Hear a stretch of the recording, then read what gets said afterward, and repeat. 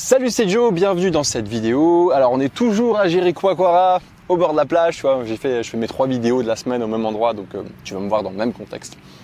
Et aujourd'hui, en ce beau jeudi, on va parler du fait de savoir si toi tu dois faire des prestations gratuites pour commencer. C'est un truc qui est assez fréquent, tu sais. Quand on débute dans une activité, en tant que freelance notamment, on se demande si on doit pas faire un truc gratuit. Tu vois, voire même il y a des gens qui nous demandent si on peut pas faire un truc gratuit pour eux parce qu'ils sont au courant qu'on commence. Et du coup, on ne sait pas trop comment réagir par rapport à ça. Et dans cette vidéo, j'aimerais t'expliquer un petit peu comment faire. Tu vois, je vais te donner mon avis sur peut-être qu'il y a des moments où tu devrais le faire gratuit et peut-être qu'il y a des moments où tu ne devrais pas le faire gratuit. Alors pour commencer, déjà, la base pour moi, c'est un truc, je pense qu'on devrait tous avoir en tête, c'est que tout travail mérite salaire. C'est-à-dire que si tu fais une activité, tu fais un travail et derrière tu dois avoir une récompense, que ça soit de l'argent, que ça soit du troc, peut-être un autre truc, ou que ça soit une recommandation. Tu vois, il y a un truc, il faut qu'il y ait une récompense. Que si tu le fais comme ça gratuitement, bon, c'est très bien de faire des trucs bénévolat, tu vois, peut-être que tu fais un truc pour l'association caritative du coin, tant mieux, tu vois, c'est cool. Mais de base, tout travail mérite salaire. Enfin, c'est un peu si tu te lances dans le business, il faut vraiment que tu aies ce mindset-là, parce que c'est bien de faire des trucs gratuits, mais ça va pas te faire gagner ta vie. Et si tu gagnes pas ta vie, tu vas arrêter ton activité. C'est pas le but. Voilà. Après, il y a des fois, c'est bien de savoir contourner. Alors moi, je vais commencer par parler à quel moment il faut refuser de faire du gratuitement. Alors pour moi, il y a qu'un seul moment vraiment où tu dois refuser de faire un truc gratuit, c'est quand on te le demande. C'est-à-dire que si tu as un client qui te demande de faire un truc gratuit, sans rien en rechange, tu vois, sans rien en retour, et écoute, tu lui dis non et tu fuis. C'est un client toxique, c'est un client qui va te sucer jusqu'à la moelle, tu vois, et qui va vouloir te prendre tout, tu vois, sans payer. C'est un client peu scrupuleux, tu vois. Et moi j'ai ce genre d'exemple. Alors j'ai pas eu ce genre d'exemple dans le web parce que je sais pas, ça ne m'est pas arrivé, il me semble pas.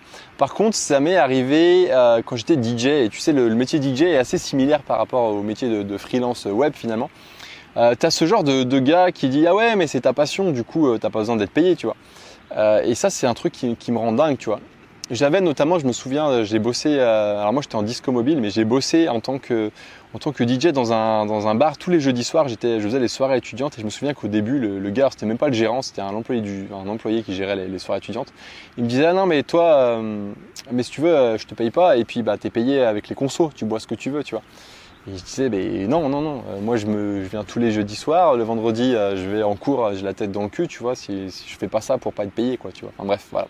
C'est juste pour te donner un exemple, mais voilà, quand tu as un mec qui te dit qu'il veut pas te payer, que tu dois le faire gratuit parce que c'est ta passion, tu lui dis non, je suis désolé et tu t'en vas, tu vois. Peut-être que tu essayes de négocier en fonction du gars, mais en général ce genre de gars ils ont même pas envie, tu vois. Ils sont juste là pour te gratter. Donc pour moi c'est le genre de moment où tu dois dire non pour faire du gratuit. Après, la stratégie gratuite peut être intéressante si toi tu veux rentrer dans un domaine. Et moi je pense que c'est le seul intérêt de faire du gratuit.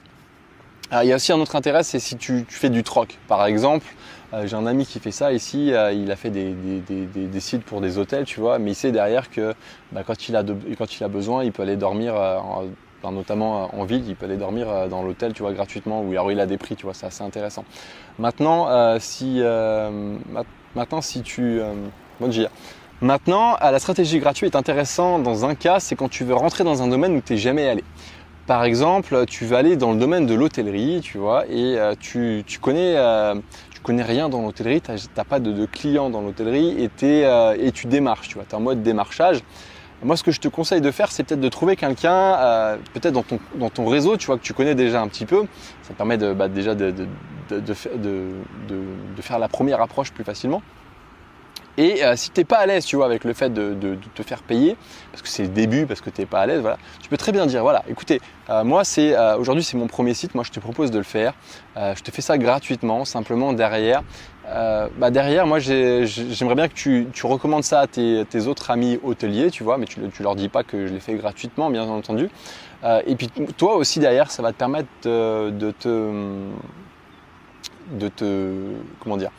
d'avoir une preuve comme quoi tu as déjà fait un truc pour quelqu'un, tu vois, même si c'est gratuit. C'est-à-dire que si tu as fait le site de l'hôtel le plus connu du village gratuitement, derrière tu peux très bien aller démarcher tous les autres hôtels et ben les gars ils vont se dire ah oui t'as fait ce site là, tu vois. Et si t'as fait un site de qualité, et ben forcément ça te fait un bon truc sur le CV et du coup derrière tu peux négocier bien plus facilement les autres sites derrière.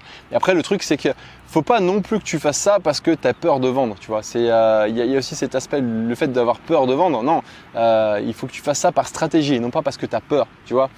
C'est super important. Donc essaye de voir, voilà, toi comment tu peux te situer. Est-ce que la stratégie du gratuit serait intéressant pour toi pour aller dans un domaine et est-ce que tu veux faire de la stratégie du gratuit parce que tu as peur de vendre ou parce que tout simplement tu as vraiment envie d'entrer dans un domaine dans lequel tu n'as encore pas accès et ça pourrait te permettre d'ouvrir des portes sur d'autres clients potentiels pour développer un petit peu ta carrière de freelance. Voilà, un truc important aussi qu'il faut que tu te dises dans cette stratégie. Voilà, si tu veux faire un site gratuit par exemple, tu veux faire un site gratuit mais que ça fait partie de ta stratégie, ce qu'il faut que tu te dises aussi, c'est que pendant le temps que tu fais le site, tu t'apprends, tu te formes, tu développes tes compétences et il vaut mieux faire un truc gratuit et passer du temps à se former et à apprendre ses compétences sur un vrai projet plutôt que ne rien avoir à faire et regarder Netflix ou aller jouer aux jeux vidéo. Donc ça peut être intéressant aussi pour développer tes compétences et comme je te disais derrière avoir un truc à montrer à d'autres personnes. Et aussi le fait que cette personne-là, ça peut être un deal aussi que tu peux faire avec la personne, c'est que cette personne va t'ouvrir à son réseau et va te permettre de découvrir peut-être d'autres personnes qui vont te permettre d'agrandir ton réseau et de vendre plus dans le futur, quoi. Après, bien entendu, tout ça, c'est à faire avec des pincettes. Bien entendu, moi, ce que je te recommande, c'est d'essayer de vendre à chaque fois tes prestations. Mais si tu n'es vraiment pas à l'aise, tu vois, pour le premier truc, tu vois, et que tu penses que ça pourrait être un bon axe, et écoute, vas-y, il y a plein de gens qui vont dire non, il faut tout le temps que tu te fasses payer. Si tu penses que tu as une bonne stratégie derrière et que ça peut t'ouvrir à d'autres opportunités dans ton réseau, dans le réseau dans lequel tu veux rentrer, vas-y, ça peut être bien aussi. Dans tous les cas, comme je te disais, c'est toujours mieux de bosser sur un truc gratuitement que de rien faire et de glander devant Netflix. Voilà, écoute, je vais terminer cette vidéo là-dessus. Je pense que j'ai fait le tour un petit peu de ce que je voulais te dire par rapport au fait de bosser sur du gratuit ou pas.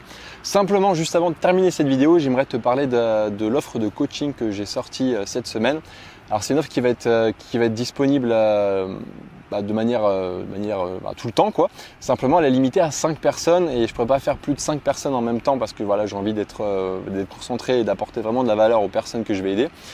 L'idée c'est si toi tu es freelance, que tu aimerais bien devenir freelance, que tu aimerais bien devenir webmaster, développeur web, mais tu sais absolument pas du tout comment t'y prendre, tu vois, tu as peut-être besoin d'aide de quelqu'un, tu vois, d'un mentor un petit peu qui pourrait t'aider à te lancer, à éviter toutes les premières embûches que tu peux trouver, que ça soit professionnel, c'est-à-dire comment trouver des clients, quelles compétences développer ou peut-être même tout simplement personnel, c'est-à-dire comment s'organiser, la peur d'être tout seul, la peur de ne pas être motivé, enfin tu vois, tout ce genre de trucs qu'on affronte quand on se lance en tant que freelance. J'ai lancé une offre de coaching, c'est juste en dessous, je t'invite à aller voir, il y a une page où j'explique tout ça. Si tu es intéressé, écoute, tu regardes cette page et puis si tu veux en savoir plus, derrière tu as un petit formulaire que tu peux compléter et moi derrière après on se rappelle et voilà. Bref, écoute, n'hésite pas à aller voir si ça t'intéresse. Sur ce, moi je te souhaite une très belle fin de journée et on se donne rendez-vous samedi pour une prochaine vidéo. Voilà. À très bientôt, ciao.